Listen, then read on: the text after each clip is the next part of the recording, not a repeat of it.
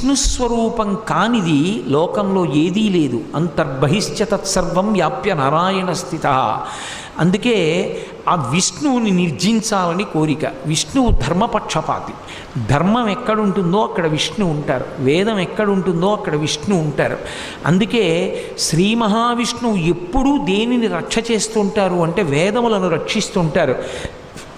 వేదరక్షణమే లోకరక్షణము, గోరక్షణమే లోకరక్షణము. ఈ విషయం బాగా స్థిరంగా ఉంచుకోవాలి. అందుకే మత్స్యావతారంలో ఆయన వేదములను రక్షించడానికి కారణమేమి అంటే వేదము ప్రమాణముగా మిగిలితే లోకము మిగులుతుంది.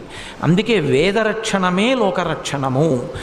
ఆ రక్షణ ఎప్పుడూ చేసేటటువంటి విష్ణు భగవానుడి మీద వ్యతిరేకత పెంచుకోవడం అంటే ధర్మం పట్ల వ్యతిరేకత పెంచుకోవడం, వేదం పట్ల వ్యతిరేకత పెంచుకోవడం. ఆ వ్యతిరేకత పెంచుకున్న వాడికి ఆయుష్ క్షీణిస్తుంది తప్ప